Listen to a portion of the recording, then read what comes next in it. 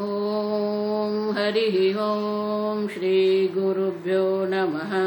हरिः ॐ शन्नो मित्रः शं वरुणः शन्नो भवत्वर्यमा शन्न इन्द्रो बृहस्पतिः शन्नो विष्णुरुक्रमः।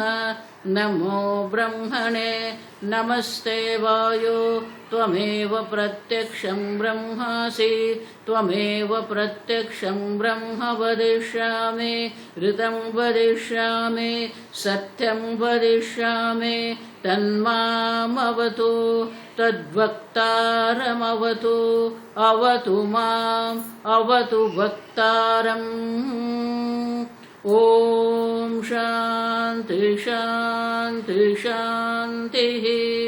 ॐ सहनाववतु सहनौ भुनक्तु सह वीर्यं करवावहै तेजस्विनावधीतमस्तु मा विद्विषावहै।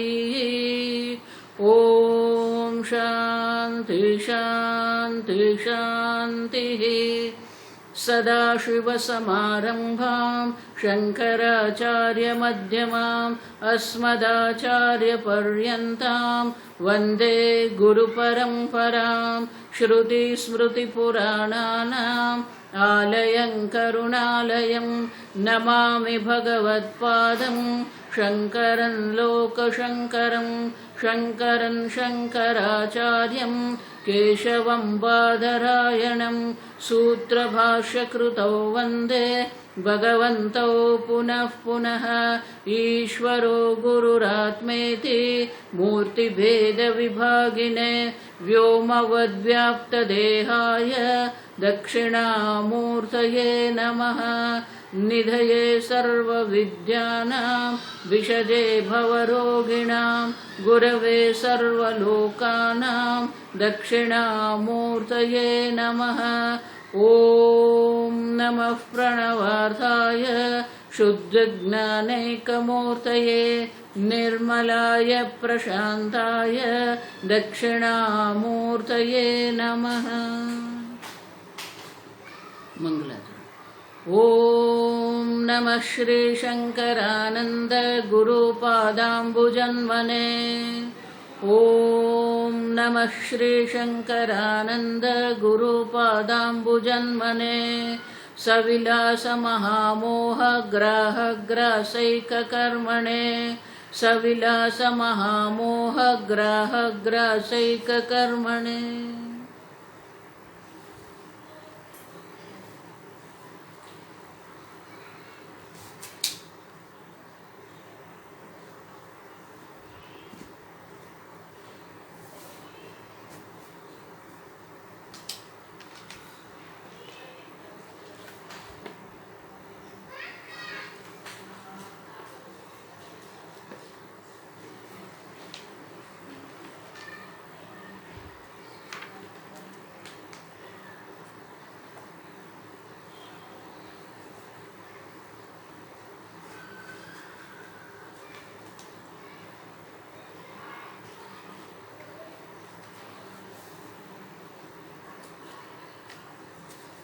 श्लोक नंबर 71। आलम्बनतया भाति यो यस्मत्प्रत्ययशब्दयोः अन्तःकरणसंभिन्नबोधस्तत्त्वं पदाभिधः अन्तःकरणसंभिन्नबोधस्तत्त्वं पदाभिधः। नेक्स्ट। मायोपाधिर्जगद्योनिः सर्वज्ञत्वादिलक्षणः पारोक्षशबलस्तत्याध्यात्मकस्तत्पदाभिधः पारोक्षशबलस्तत्याध्यात्मकस्तत्पदाभिधः।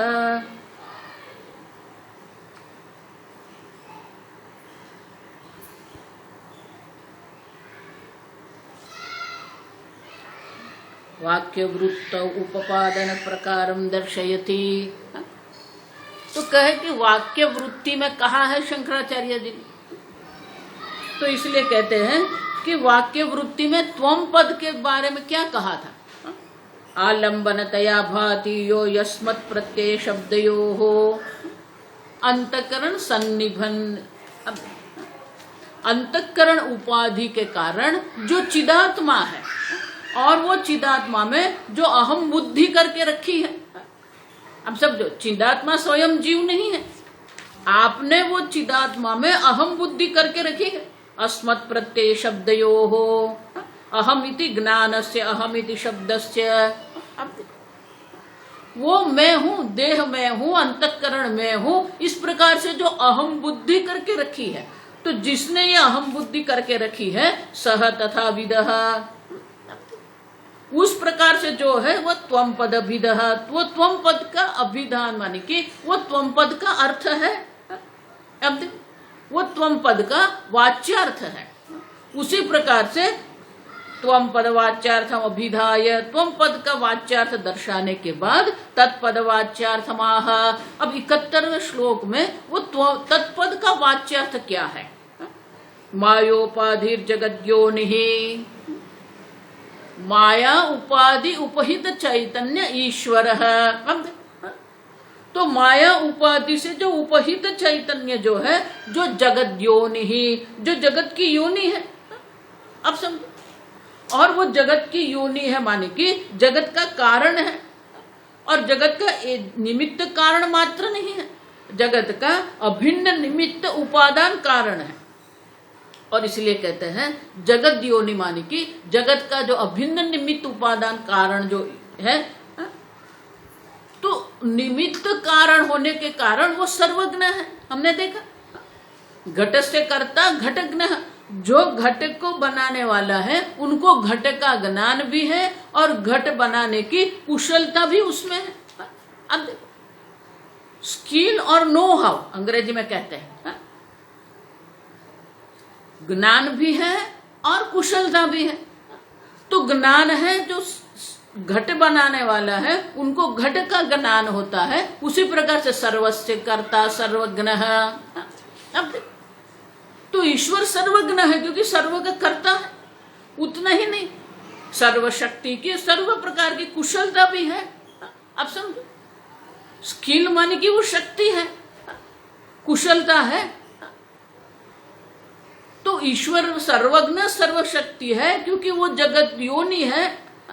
तत्पद जो ईश्वर है वो जगत योनि है, माने कि निमित्त कारण जो है, निमित्त कारण के कारण वो क्या है? सर्वज्ञ सर्वशक्ति है। उतना ही नहीं, वो उपादान कारण है, और उपादान कारण जो है जहां कार्य होता है वहां उपादान कारण अवश्य होता है। घट जब हम कहते हैं तो मिट्टी के बिना घट का अस्तित्व नहीं, तो जहां घट है वहां मिट्टी होनी ही है। अब समझो उसी प्रकार से ईश्वर जगत का उपादान कारण भी है, और उपादान कारण होने के कारण संपूर्ण जगत में वो व्याप्त है। आप समझो सर्वज्ञत्वादि आदि कहा ना, उनका लक्षण क्या है? सर्वज्ञत्वादि लक्षण, उनका लक्षण ये 3 लक्षण है। आप समझो जब जगत योनि ईश्वर अभिन्न निमित्त उपादान कारण है, किसके कारण? माया उपाधि उपहित चैतन्य। माया उपाधि के कारण वो जो चैतन्य है वो जगत कारण है। तो उनमें 3 लक्षण है, सर्वज्ञ सर्वशक्ति सर्वव्यापी, ये उनका लक्षण है। लेकिन जो सर्वज्ञत्व है, जो सर्वशक्तिमत्व है, और ये जो सर्वशक्तिमान हम जब कहते हैं, सर्वव्यापी जब हम कहते हैं, पारोक्ष सबल है। अब देखो पारोक्ष धर्म विशिष्ट है। पारोक्ष धर्म माने कि वो सर्वज्ञ क्या है? स्वामी जी हमेशा कहते थे हम स्वयं अल्पज्ञ है। कल भी हमने देखा कि हम अल्पज्ञ है, अल्प शक्ति है। तो अल्पज्ञ जो मैं हूं वो अल्पज्ञ सर्वज्ञ को कैसे जान सकता है? अब समझो तो ईश्वर का जो सर्वज्ञत्व है, ईश्वर का जो सर्वशक्तिमत्व है, और ईश्वर का जो सर्वव्यापकत्व जो है, वो हमारे लिए कैसा है? परोक्ष है। सीधे सीधे हम सर्वज्ञ ईश्वर को नहीं जान सकते हैं। पारोक्ष सबलम, माया उपाधि उपहित जो ईश्वर जो है वो हमारे लिए प्रत्यक्ष नहीं है, परोक्ष है। आप समझो, और ये उनके लक्षण है, सर्वज्ञ, सर्वशक्ति और सर्वव्यापी, ये उनके लक्षण है। और आगे हमने देखा एवं तटस्थ लक्षणम, ये तो ईश्वर का जो है वो तटस्थ लक्षण है, लेकिन स्वरूप लक्षण क्या है? और इसलिए कहते हैं पारोक्ष सबल, ये जो ईश्वर का तटस्थ लक्षण जो है वो हमारे ये परोक्ष है, सीधे सीधे हम हमारी बुद्धि से ये कभी भी हम नहीं जान सकते। आप समझो, और इसलिए कहते हैं पारोक्ष सबलम। ये पारोक्ष सबलम माने कि परोक्ष है हमारे लिए। उतना ही नहीं, ये उनका तटस्थ लक्षण है, लेकिन उनका स्वरूप लक्षण क्या है? सत्यादि। आप देखो, सत्यादि आत्मकः तत्पदाविदः, सत्यम ज्ञानम अनंतम ब्रह्म, सत्यादयः आत्मा स्वरूपम यस्य सः। सत्यम ज्ञानम अनंतम ब्रह्म, या तो सच्चिदानंद ब्रह्म, तो वो जो सच्चिदानंद है वो ईश्वर का स्वरूप है। और जो सर्वज्ञ, सर्वशक्ति, सर्वव्यापी, अभिन्न निमित्त उपादान कारण जो है वो ईश्वर का तटस्थ लक्षण है। जिस प्रकार से तटस्थ लक्षण के द्वारा ही हम किसी के घर को जान सकते हैं या बीज का चंद्रमा हम देख सकते हैं, उसी प्रकार से आप समझो, तटस्थ लक्षण के द्वारा ही हम सच्चिदानंद ब्रह्म को जान सकते हैं। बहुत सारे लोग ऐसे, स्वामी जी ये तटस्थ लक्षण, ये ईश्वर, ये जगत कारण, ये क्या चिंतन करना, सीधा मैं सच्चिदानंद जान लूं? नहीं, आप समझो क्यों? अव्यक्तोयम अचिंत्योयम, अव्यक्त है, वो कभी भी आपकी इंद्रियों का विषय नहीं बन सकता। अचिंत्योयम, कभी भी आपके मन का विषय वो कभी बन सकता ही नहीं है। आप देखो, जो अव्यक्त है, अचिंत्य है, अगंधम स्पर्शम रूपम। अब देखो, जो अव्यक्त है, अगंध माने कि 5 इंद्रियों के द्वारा जिसको हम ग्रहण नहीं कर सकते, तो उसका सीधा ये सच्चिदानंद ब्रह्म है ऐसा ज्ञान हमें नहीं हो सकता है। आप समझो ये ठीक से। श्रुति माता भी इसीलिए तटस्थ लक्षण स्वरूप दर्शा देती है। श्रुति माता भी सत्यम ज्ञानम अनंतम ब्रह्म ये दर्शाती है श्रुति माता। लेकिन अगर ये सच्चिदानंद ब्रह्म को हमें जानना है तो उनको जगत योनि के रूप में पहले जानना पड़ेगा। तटस्थ लक्षण के द्वारा ही हम स्वरूप लक्षण को जान सकते हैं। सीधे सीधे कोई सच्चिदानंद ब्रह्म को नहीं जान सकता। आप समझो, इसीलिए क्या कहते हैं, तस्माद वा ये तस्माद आत्मनः आकाश संभूतः। अब देखो, वो जो ब्रह्म सच्चिदानंद है वो ये आत्मा है और उसी से आकाश की उत्पत्ति हुई। तो वो तटस्थ लक्षण है। आप समझो, तटस्थ लक्षण के द्वारा ही हम स्वरूप लक्षण तक पहुंच सकते हैं। और इसलिए कहते हैं सर्वज्ञत्वादि जो ईश्वर का परोक्ष जो लक्षण है वो तटस्थ लक्षण है। लेकिन उनका स्वरूप क्या है, सत्यादि आत्मकः तत्पद अभिदः। अब तत्पद का जो वाच्यार्थ जो है, तत्पद का जो अभिधा है वो क्या है, सत्यम ज्ञानम अनंतम ब्रह्म। और इसलिए कहते हैं सत्यादि उनका स्वरूप लक्षण है, सर्वज्ञत्वादि जो है उनका तटस्थ लक्षण है। और इस प्रकार से तत्पद का जो वाच्यार्थ है वो हमें दर्शाया। अब वो जो त्वम पद का जो वाच्यार्थ है और तत्पद का जो वाच्यार्थ है, दोनों वाच्यार्थ में क्या है, विरोधाभास है। जीव चिदाभास में हम बुद्धि करके अल्पज्ञ, अल्प शक्ति, अल्पव्यापी है, और ईश्वर जो है सर्वज्ञ है, सर्वशक्ति है, सर्वव्यापी है। आप समझो, तो ये दोनों जो है विरोधाभास है। तो आप कैसे कह सकते हो कि जीव और ब्रह्म का ऐक्य है। और इसीलिए आगे के श्लोक में दर्शाते हैं लक्षणा वृत्ति ही आश्रय आश्रय आश्रयणीय इत्यर्थः। जब वाच्यार्थ में विरोधाभास होता है, वाच्यार्थ में विसंगतता होती है, तब हमें लक्षणा करना पड़ता है। देखो, ये हमारे दैनिक व्यवहार में भी यही होता है। अब ठीक से समझो, आपका घर कहां पर है? स्टेशन पर है। अब अगर स्टेशन पर है ऐसा जो कहते हैं वो वाच्यार्थ अगर हम लेते हैं तो क्या स्टेशन के प्लेटफॉर्म पर उनका घर है? नहीं। विसंगतता है। आप समझो, कहीं पर भी किसी वाक्य में जब हमें विसंगतता लगती है, विरोधाभास लगता है, अयोग्य लगता है, तो हमें क्या करना पड़ता है? लक्षणा करनी पड़ती है। आप देखो, और हम देख के गए 3 प्रकार की लक्षणा होती है। जहल लक्षणा, स्टेशन पर घर है तो क्या करना पड़ेगा? स्टेशन को हटा देना पड़ेगा। जहत मानी त्याग करना है। स्टेशन का त्याग करके स्टेशन के समीप का जो स्थान है वो हमें लेना है। जब कोई हमें कहता है मेरा घर स्टेशन पर है, तो हम समझ जाते हैं कि स्टेशन के समीप कोई स्थान पर उनका घर है। तो ये जहल लक्षण हुआ। आप समझो, 4 रास्ते पर है। उसी प्रकार से अजहल लक्षणा, देखो ये घर में बच्चे होते हैं, ये माता पिता जब बच्चों के साथ बात करते हैं तो बहुत सारी लक्षणा से बात होती है।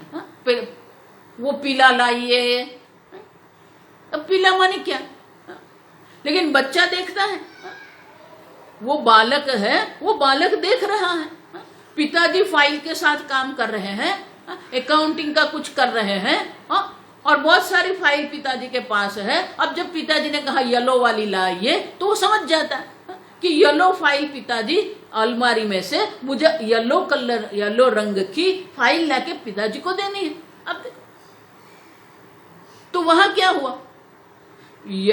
पीली ले आओ जब कहते हैं तो पीली जो है, पीले रंग का त्याग हम नहीं करते। अजहत है, वहां त्याग नहीं, अजहत है। जहद मानी त्याग करना, अजहद मानी त्याग नहीं करना है। लेकिन उसमें कुछ आपको क्या करना पड़ेगा? जोड़ना पड़ेगा कुछ। तो बच्चा जो है, बालक जो है, वो समझ जाता है कि पीले रंग की फाइल पिताजी को चाहिए।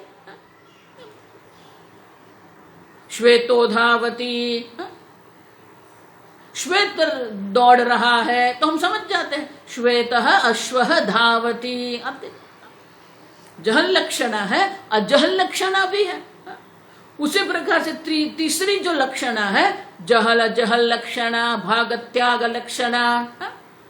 जहल अजहल लक्षणा माने कि कुछ रहने का है, संपूर्ण त्याग नहीं करना। देखो, स्टेशन पर घर है जब हम कहते हैं तो स्टेशन का संपूर्णतः हम त्याग कर देते हैं। स्टेशन का संपूर्णतः त्याग होता है। अब लेकिन जब जहल अजहल लक्षणा जब हम करते हैं तो पूर्णतः त्याग नहीं करना है। जो विरोध अंश है उसका त्याग करना है, जो सामान्य अंश है उसी को हमें पकड़ के रखना है। अब समझो, और इसीलिए ये 3 प्रकार की जो लक्षणा है, देखो ये सब आगे हम देख के गए। तो जहल लक्षणा है, अजहल लक्षणा है। अब जब वाच्यार्थ में हमें विरोधाभास दिखता है तो हमें लक्षणा करनी पड़ती है, और इसीलिए आगे के श्लोक में हमें दर्शाते हैं। आगे का श्लोक पढ़ेंगे 73 में। प्रत्येक परोक्षतैकस्य स्वद्वितीयत्व पूर्णता सद्वितीयत्व विरुध्येते यतस्तस्माद् लक्षण संप्रवर्तते। प्रत्येगात्मा और जो परोक्ष ईश्वर है, उनकी एकता की आप बात कर रहे हैं।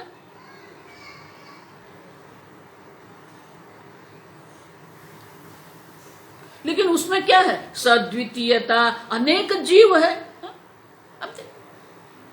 और जो ईश्वर जो परोक्ष है, वो परोक्ष में पूर्णता है। आप समझो, स्वद्वितीयत्वेन सहिता पूर्णता इति। तो एक जो है वो सद्वितीय है, अनेक जीव है, उनकी अल्पता है, और ईश्वर जो परोक्ष है उनकी पूर्णता है, सर्वज्ञ है, सर्वशक्ति है, सर्वव्यापी है। तो अल्पता भी है और पूर्णता भी है। विरुद्धेते, तो ये दोनों का क्या हो गया? विरोध हो गया। आप कहते हो एक, लेकिन एक संभव नहीं है। आप अगर कहते हैं कि जीव ब्रह्म है, जीव ईश्वर है, आप जब कहेंगे तो वहां तो विरुद्धते, ये विरोध हमें देखने को मिलता है। तस्मात्, और इसलिए क्या करना पड़ेगा, लक्षणा संप्रवर्तते, तो हमें लक्षणा का आश्रय करना पड़ेगा। वाच्यार्थ में विरोध होने से हमें लक्षणा के द्वारा ही ये समझना पड़ेगा।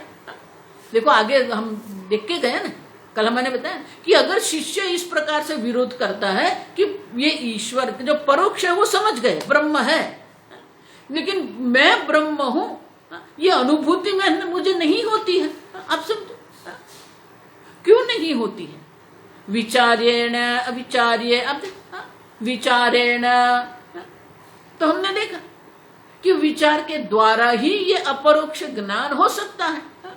इंद्र को भी 4 बार गुरु के पास जाना पड़ा, भृगु को भी अपने पिताजी के पास पुनः पुनः जाना पड़ा। अब देखो, अदि ही भगवो ब्रह्मेति अन्नम ब्रह्मेति व्यजानात्, वापस गए, सतपोतप्यत सतपस्तप्त्वा, वापस वो पिताजी के गुरु के पास गए, कहा प्राणम ब्रह्मेति। अब समझो, तो जो परोक्ष ज्ञान है उनको विचार के द्वारा हम अपरोक्ष कर सकते हैं। ये उपनिषद के दृष्टांत हमने देख लिए।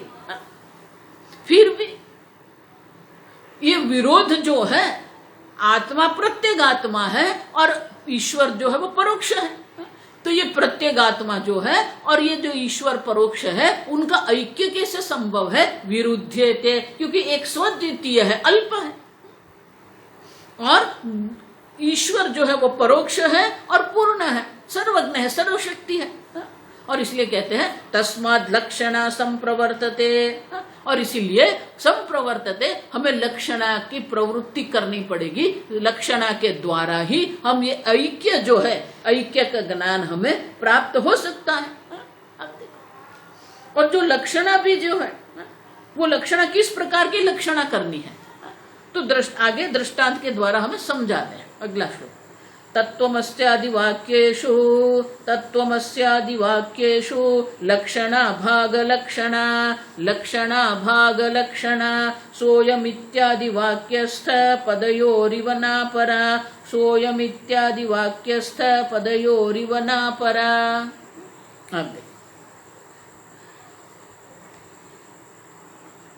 तत्त्वमस्यादिवाक्येषु लक्षणा, महावाक्य के द्वारा जब ऐक्य का बोध होता है, ऐक्य का बोध करते हैं, तब वो ऐक्य का बोध जो हमें करना है, ऐक्य का बोध हमें प्राप्त करना है, तो हमें लक्षणा करनी पड़ेगी।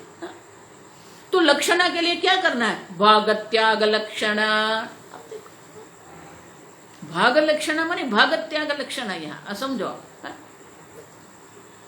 तो भागत त्याग लक्षणा जो है, भागत त्याग लक्षणा के द्वारा ही हम क्या कर सकते, सोयम इत्यादि वाक्यस्थ पदयोरिव न अपरा, दृष्टांत देते हैं हम, सोयम देवदत्त है।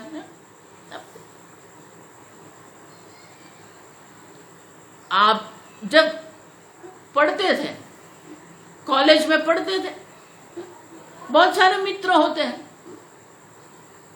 पढ़ाई के बाद अपने अपने जीवन की यात्रा सब कर रहे हैं। अब जो मित्र जो है, आपका एक मित्र जो है जिसके साथ आपका संपर्क होता है, वो रहा है इतने वर्षों तक, उनके साथ आपका संपर्क रहा है। लेकिन एक मित्र है जो अमेरिका गया है और उनके साथ आपका कोई संपर्क नहीं है। लेकिन ये मित्र जिसके साथ आपका संपर्क है, उनका उनके साथ संपर्क था। अब ये मित्र जो है, उनके पुत्र जब विवाह है तो पुत्र के विवाह में सबको आमंत्रित वो करते हैं, तो आप भी वहां गए हैं।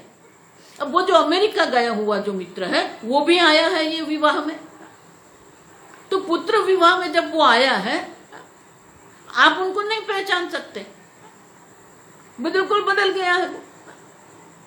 तो आप अपने मित्र से बात कर रहे हैं, लेकिन वो जो अमेरिका वाला जो है उससे आप बात नहीं कर रहे हैं, क्योंकि आप उनको पहचानते नहीं है। अब देखो, तब ये मित्र समझ जाता है कि आपने उनको पहचाना नहीं है, और इसलिए वो क्या कहेगा, अरे ये नरेश को आप नहीं जानते। अब तुरंत क्या कहेंगे, नरेश। फिर वो आपको याद दिलाएगा, अरे वो नरेश दुबला पतला था, अब ये दुबला पतला नहीं रहा है, बदल गया है, उनके बाल भी श्वेत हो गए हैं, मोटा हो गया है, चश्मा भी आ गया है, तो आप पहचान लेंगे। अब जब मित्र आपको कहता है अरे यही नरेश है, आप देखो अरे वो नरेश जो है ना वही है ये, तो वो नरेश यह है। हम जब कहते हैं पदयो, ये दो पद है, वो और यह, आप देखो सह अयम देवदत्तः सह अयम नरेशः, आप देखो तो दो पद जो है ना सह और अयम। अब सह माने कि वो क्या है, तद्देश तत्काल नरेशः, अयम मानी एतत् देश एतत्काल नरेशः। अब तो दोनों में विरोधाभास है, लेकिन दोनों में जो एक है वो कौन है, नरेश है। उपाधि की दृष्टि से विरोधाभास है, और इसलिए कहते हैं कि वाक्य में जो दो पद है, पदयो हो इव, दोनों पद में विरोध है। वो जो नरेश था दुबला पतला था, काले बाल थे, चश्मा पहनता नहीं था, अब ये कौन है, मोटा हो गया है, चश्मा पहनता है, बाल सफेद हो गए हैं। अब समझो, तो जो विरोध अंश है उसका क्या करना पड़ेगा, त्याग करना पड़ेगा, और जो सामान्य अंश जो नरेश है उनको हमें पकड़ना है। अब जब आप पहचान जाएंगे अरे नरेश तू, फिर जो नरेश से आप बात कर रहे हैं उसमें विरोधाभास नहीं है। क्यों? क्योंकि वही नरेश है, वही स्वभाव उनका है। जो नरेश व्यक्ति है वो तो वही की वही है, आप देखो तो आप पहचान जाते हैं। अब फिर जब उससे बात करते हैं तो आपको समझ में आता है अरे ये तो यही नरेश है। तो विरोध अंश का आप त्याग कर देते हैं, तब आपको वो नरेश जो सामान्य दोनों में है उनका ज्ञान होता है। उसी प्रकार से सोयम देव इत्यादि वाक्यस्थ पदयो हो इव माने कि उनके समान। जिस प्रकार से सोयम देवदत्त वाक्य में दो जो विरोध अंश पद है उनका जब आप त्याग कर देते हैं, उसी प्रकार से यहां भी क्या करना पड़ेगा, पदयो हो यथा जहद अजहद लक्षणा वृत्ति आश्रिता, जहद अजहद लक्षणा करने पड़ेगी। जो विरोध अंश है उसका त्याग कर दे, जो सामान्य अंश है उनको आप पकड़ के रखते हैं। अब देखो त्याग नहीं करते हैं, न जहल लक्षणा न अपि अजहल लक्षणा न अपर। अब देखो इस प्रकार से वो हम देखते हैं कि जहल लक्षणा भी करनी है, अजहल लक्षणा भी हमें करनी है। दोनों के द्वारा ही हम इसका ज्ञान प्राप्त कर सकते हैं, और इसलिए कहते हैं न अपरा, अन्य कोई प्रवृत्ति नहीं करनी है आपको। भागत त्याग लक्षणा के द्वारा ही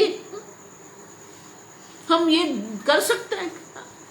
अन्य दो न अपरा माने कि अन्य दो जो जहल लक्षणा और अजहल लक्षणा है उनको हमें नहीं करना है, जहल अजहल लक्षणा के द्वारा ही हमें वो प्राप्त करना है। न अपरा माने कि मात्र जहल लक्षणा भी काम नहीं आएगी, मात्र अजहल लक्षणा भी यहाँ काम नहीं आएगी। तदपि तद्वद अत्रापि इत्यर्थः, अन्य दो यहाँ काम की नहीं है, हमें जो काम की है वो दोनों है। और इसलिए कहते हैं ये भाग त्याग लक्षणा के द्वारा, जहल अजहल लक्षणा के द्वारा हम ये ऐक्य समझ सकते हैं। अब देखो पूज्य स्वामी जी इसके लिए बहुत सुंदर कहते थे। आगे मैंने कहा ना वेदांत समीकरण है, आप समझो वेदांत दृष्टि है, विजन है, और वो विजन जो है वो समीकरण है।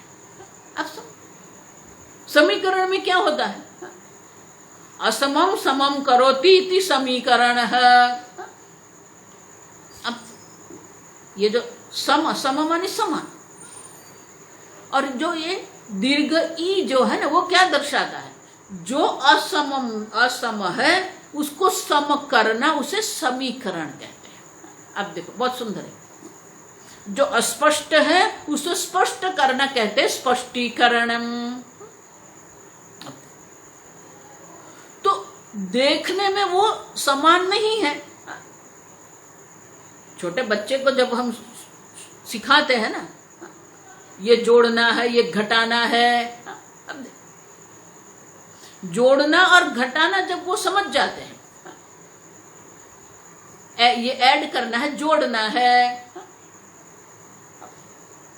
तो वो एडिशन हम करते हैं, सब्सट्रैक्शन हम करते हैं, घटाते हैं।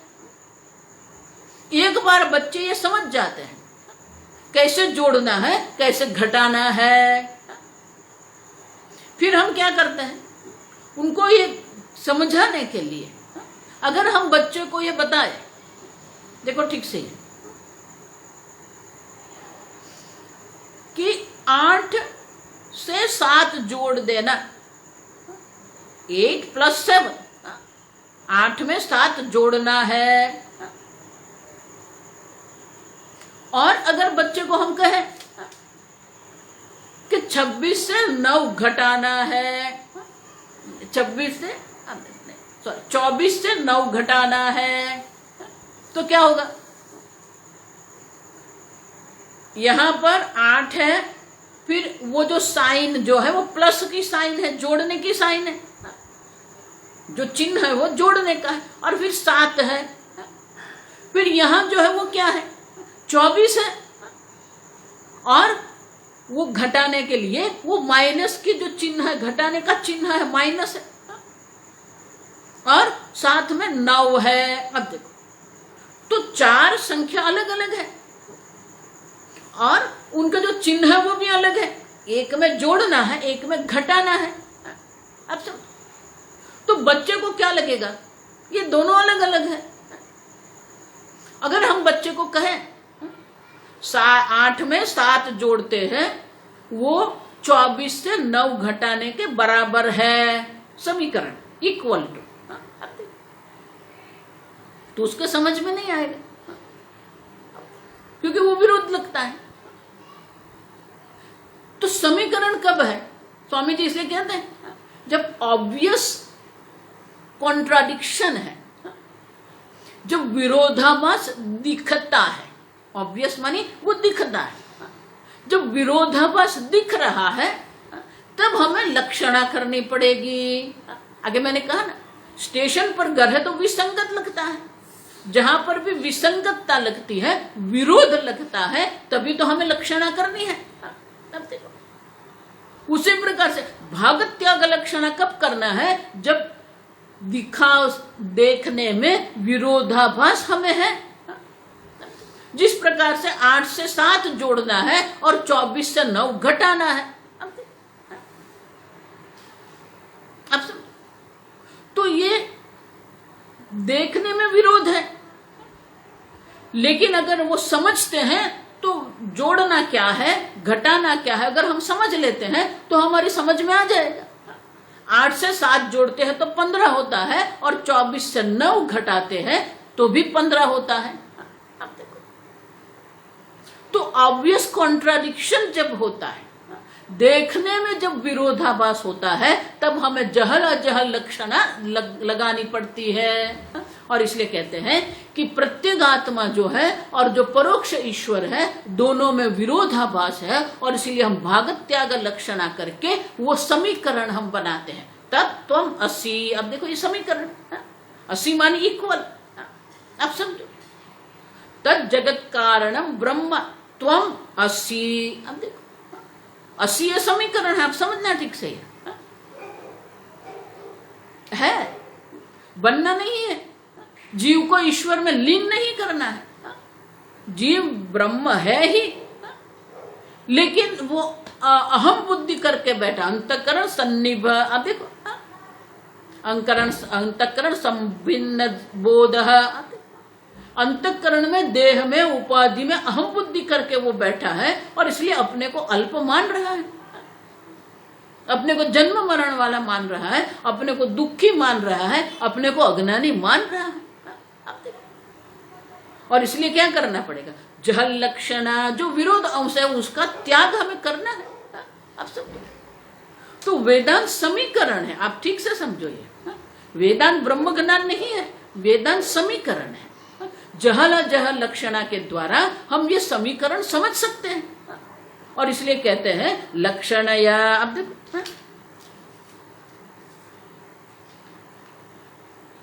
तो एक प्रश्न उठता है, आप समझो कि आप जो ये लक्षणा की बात कर रहे हो ना, तो बोले कि ये लक्षणा की आपको आवश्यकता क्या है? सीधे सीधे आप दर्शा दो ना, सीधे सीधे आप बात करेंगे तो लक्षणा की आवश्यकता नहीं है। ये उल्टा पुल्टा क्यों करते हो आप? ये उल्टा पुल्टा करने की कोई आवश्यकता है ही नहीं।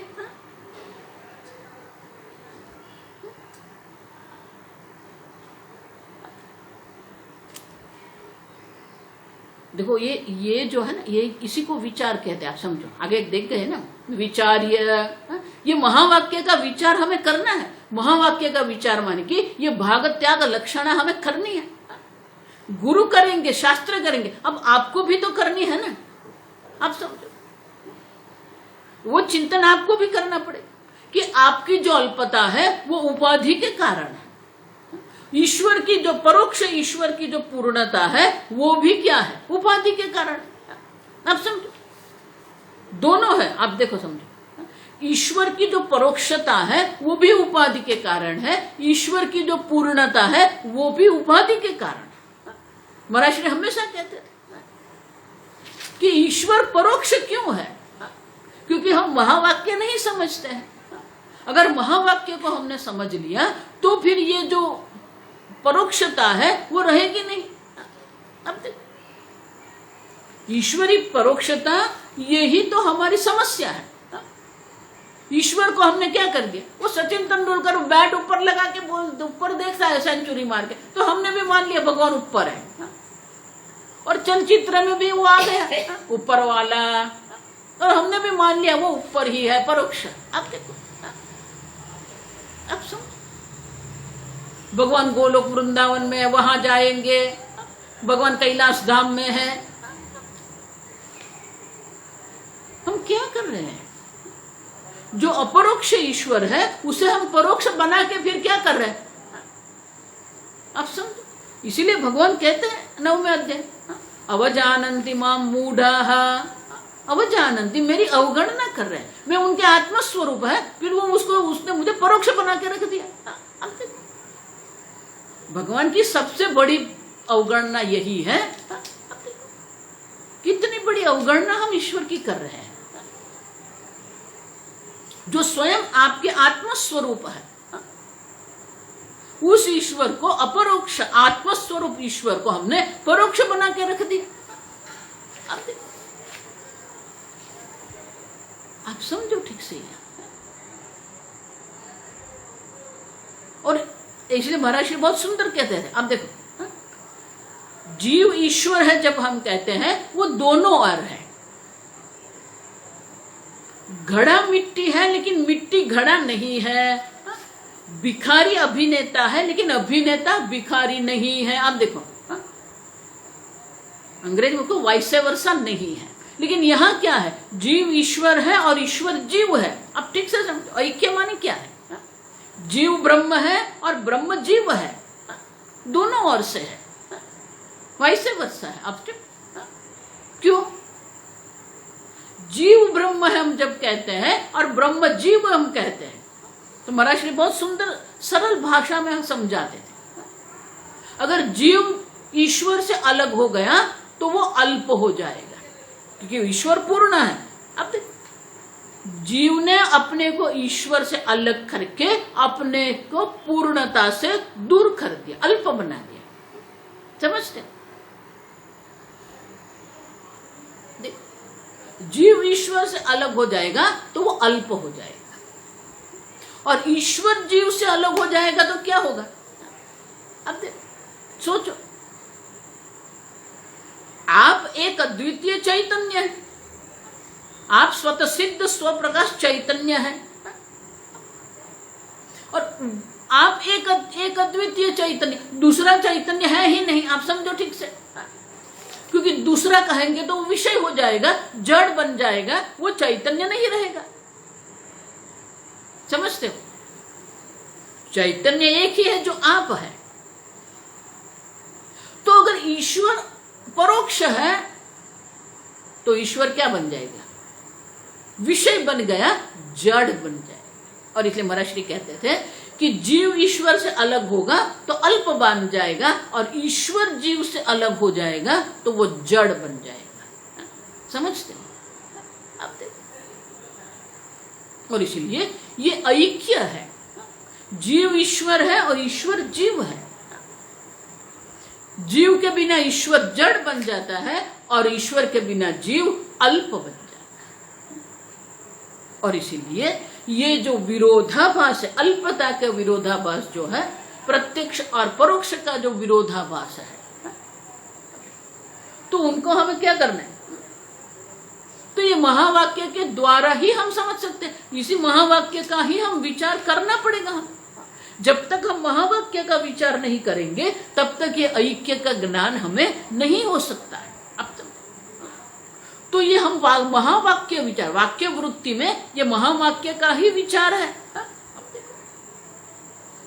वाक्य वृत्ति माने कि महावाक्य का वहां विचार किया गया है।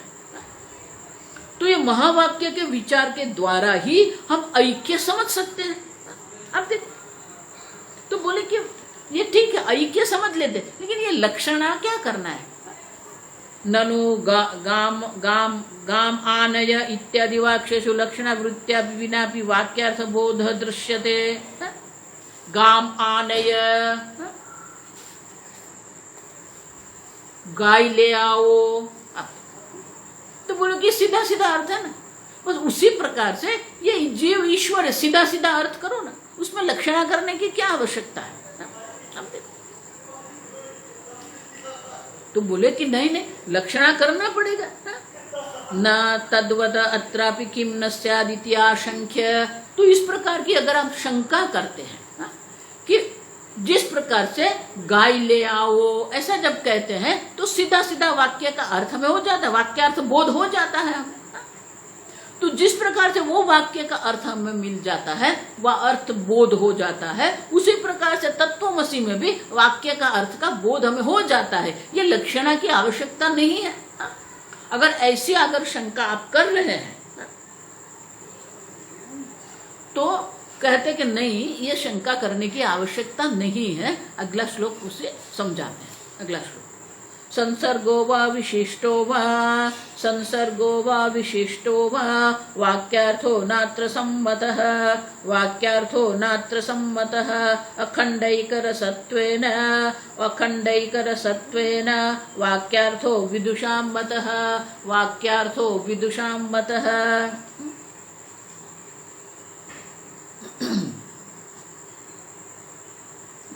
संसर्गः वा विशिष्टो वा। संसर्ग, संसर्ग माने क्या है? तो संसर्ग माने कि सीधा सीधा हमें समझ में आता है। अब ठीक से देखो, ये गाम आनय जब कहते हैं, तू गाय ले आओ, तुम गाय ले आओ, अब देखो तो वो वहां पर क्या होगा? गाय जो है वो विषय है, कर्म है, तू माने वो करता है, और क्रिया क्या है? ले आओ। अब देखो तो स्पष्ट है, उसमें किसी भी प्रकार से कोई समस्या नहीं है। क्यों? क्योंकि जो गवादि पदार्थानाम अन्वय वाक्यार्थत्वेन अंगीकृतः, सीधा सीधा अर्थ होता है। कर्ता भी है, कर्म है, और कर्ता को क्या करना है? गाय को ले आना है। संसर्ग माने कि वो वाक्य जो है ना, तीन शब्द एक साथ है। संसर्ग माने कि ये जो वाक्य अन्वय जिसको कहते हैं, संसर्ग माने कि अन्वय।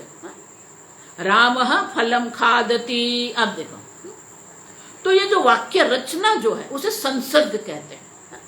क्यों? क्योंकि जो पद है, जो शब्द है, एक दूसरे के संसर्ग में है। रामः फलम खादति, तो इस प्रकार के जो संसर्ग से हमें जो ज्ञान होता है कि राम फल खाते हैं,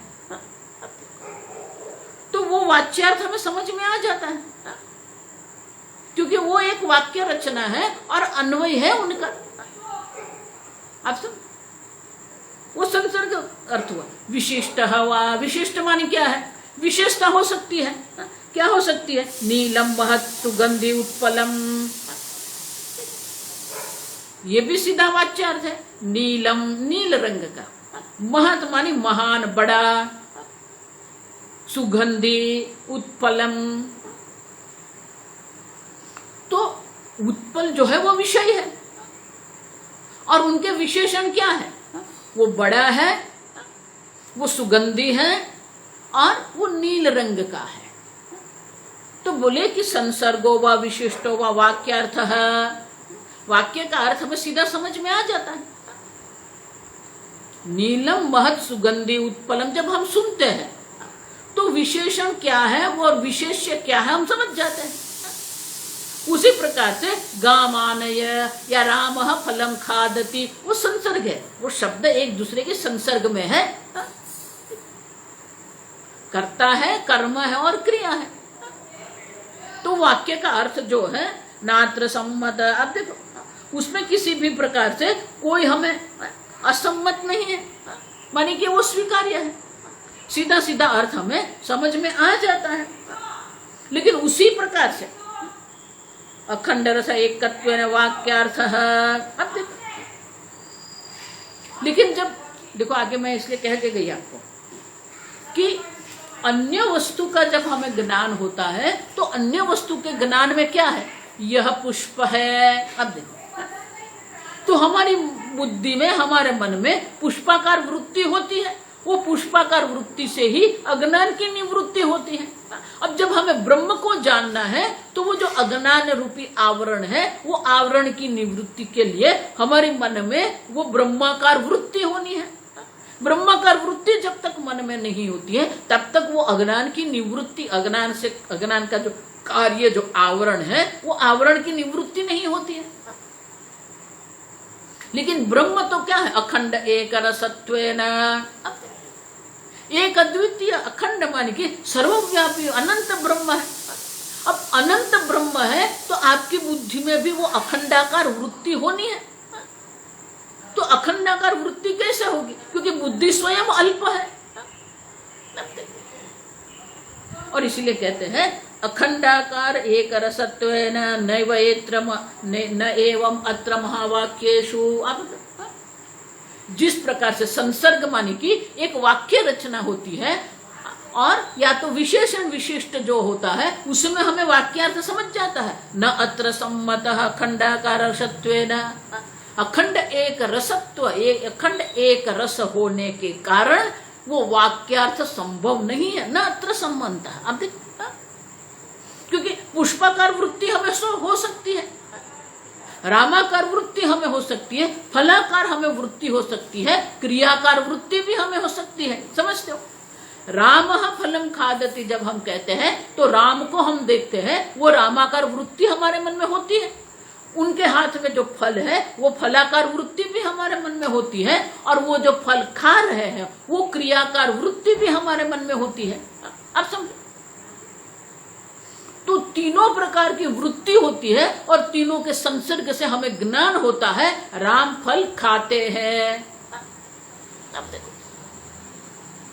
लेकिन ये तो अखंडाकार रसत एक रसत्वेन, अखंडाकार एक रस होने के कारण, सर्वव्यापी होने के कारण न अत्र सम्मतः वाक्यार्थः, तो यहाँ ये वाक्यार्थ होना संभव नहीं है, न सम्मत। अब देखो, वाच्यार्थ से ये ऐक्य ज्ञान संभव नहीं है, क्योंकि जब तक अखंडाकार वृत्ति आपके मन में नहीं आएगी तब तक ये अज्ञान की निवृत्ति नहीं हो सकती है। और इसलिए कहते हैं विदुषाम मतः, भारती तीर्थ मुनि कहते हैं ये मैं नहीं कह रहा हूं। अखंड एक स्वगतादि, हम देखते स्वगतादि भेद शून्यम वस्तु मात्र रूपेण, ये तो अखंड वस्तु अनंत है। तो हमारी बुद्धि में अनंताकार वृत्ति होनी चाहिए, ब्रह्माकार वृत्ति होनी चाहिए, लेकिन ब्रह्म तो विषय तो है नहीं, अचिंत्य है, वो मन का विषय भी नहीं बन सकता है। तैत्तिरीयोपनिषद में इसलिए तो कहा ना, यतो वाचो निवर्तन्ते अप्राप्य मनसा सह, वाणी उनका, देखो वाणी मानी वाच्यार्थ यहाँ पर, वाच्यार्थ के रूप में वाणी जब उनको समझने गई तो क्या हुआ, मन के साथ वो वापस आई। तो वाणी गई और मन के साथ वापस आई, क्यों? क्योंकि वाच्यार्थ से उनका अर्थ नहीं हो सकता है। वो वाक्य का अर्थ यही है कि वाणी से जो शब्द के द्वारा हम वाच्यार्थ जो कर रहे हैं, वाच्यार्थ से वो ब्रह्म का ज्ञान हमें नहीं हो सकता है। मनसा सह माने कि मन में भी वो ब्रह्माकार वृत्ति नहीं संभव। और इसलिए क्या कहते हैं, विदुषाम मतः अतः लक्षणा आश्रयणीया आश्रयणीया इत्यर्थः। और इसीलिए ये लक्षणा का आश्रय हमें लक्षणा का आश्रय हमें लेना ही पड़ेगा। वाक्यार्थ जो सीधा सीधा वाच्यार्थ है वो सीधा सीधा अर्थ नहीं हो सकता है। इतना ही नहीं, अखंडाकार वृत्ति भी संभव नहीं है। और इसीलिए लक्षणा के द्वारा ही हम अखंडाकार ब्रह्माकार वृत्ति कर सकते हैं। और लक्षणा में भी मात्र जहल लक्षणा काम नहीं आएगी, अजहल लक्षणा काम नहीं आएगी। अगले श्लोक में देखिए, न अपरा, न अपरा माने कि अन्य दो प्रकार की लक्षणा काम नहीं आएगी। जहल अजहल लक्षणा या तो भागत्याग लक्षणा के द्वारा ही हम ये अखंडाकार वृत्ति मन में उत्पन्न कर सकते हैं, जिसके द्वारा हम ये ब्रह्म ज्ञान प्राप्त कर सकते हैं। और इसीलिए अखंडाकार वृत्ति के लिए ये जहल अजहल लक्षणा करने की आवश्यकता है, वो हम कल देखेंगे। ओम स्वस्ति प्रजाभ्यः परिपालयन्ताम् न्यायेन मार्गेण महिं महिषाः गोब्राह्मणेभ्यः शुभमस्तु नित्यं लोकाः समस्ताः सुखिनो भवन्तु काले वर्षतु पर्जन्यः पृथिवी सस्यशालिनी देशोऽयं क्षोभरहितः ब्राह्मणाः सन्तु निर्भयाः।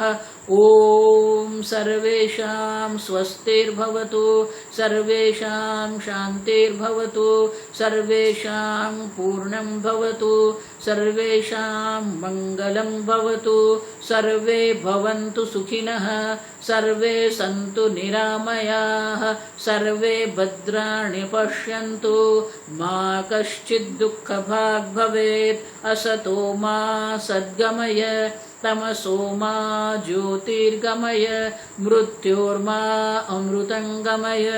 ओम पूर्णमदः पूर्णमिदं पूर्णात् पूर्णमुदच्यते पूर्णस्य पूर्णमादाय पूर्णमेवावशिष्यते।